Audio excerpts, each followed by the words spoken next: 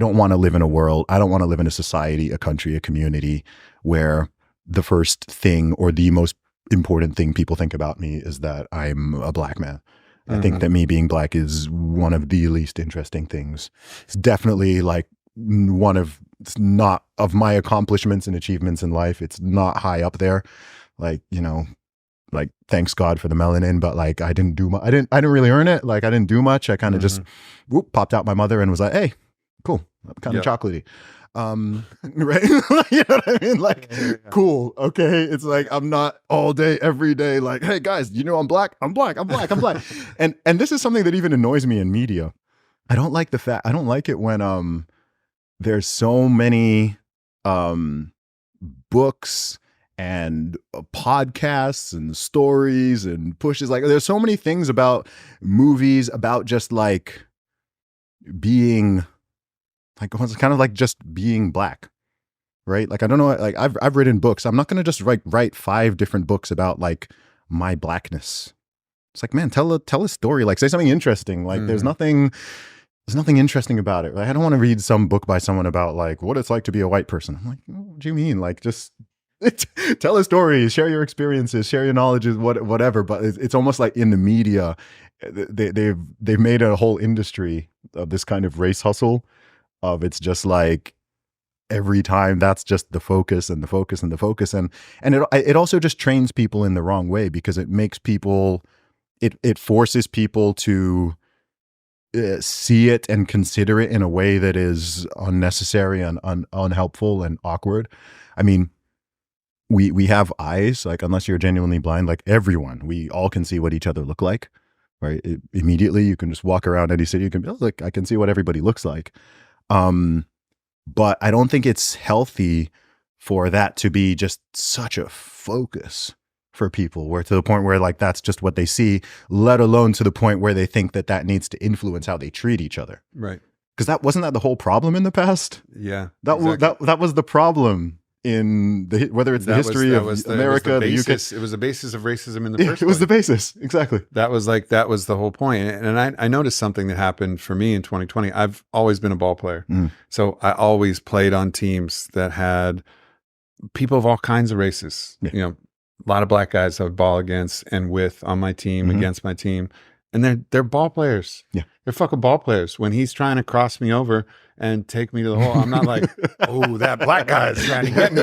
I'm like, no, that fucking guy's got skills. He's got a fucking handle and he's got a sick jumper. Yeah. And I gotta fucking figure this out. Yeah. You know, and then it was never like a thing that I really thought about.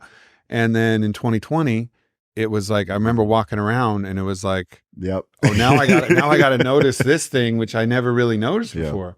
And so one of the interesting things that I've heard you talk about is this idea of how colorblindness is racist all of a sudden. And so I'd love for you to talk about that, because to me that's like, isn't that where we're going? Yeah. Don't we want to just see people as people? And it doesn't deny that there has been racism. And of course, everybody knows. Everyone knows that.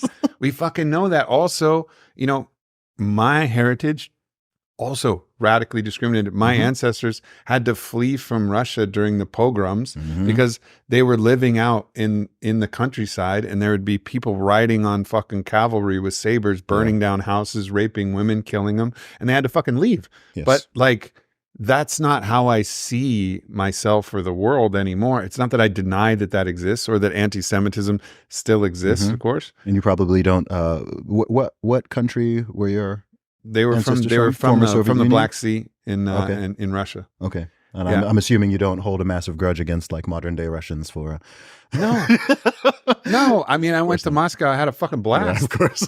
You know, I was like, wow. I mean, and it doesn't mean I agree with everything that Russia does. Of course not. Of course not. But it was this interesting moment where, and it just didn't feel particularly helpful, even though I think the impulse of like, yeah, all right, let's recognize what happened. Let's recognize where it's still happening and make sure that we quell that. But it seemed like they were pushing against the actual solution, which was to be like, no, let's just see everybody as people. But then if you said that, you're like, how fucking dare you? Yeah, the thing is, you know, there are both right-wing and left-wing identitarians, right?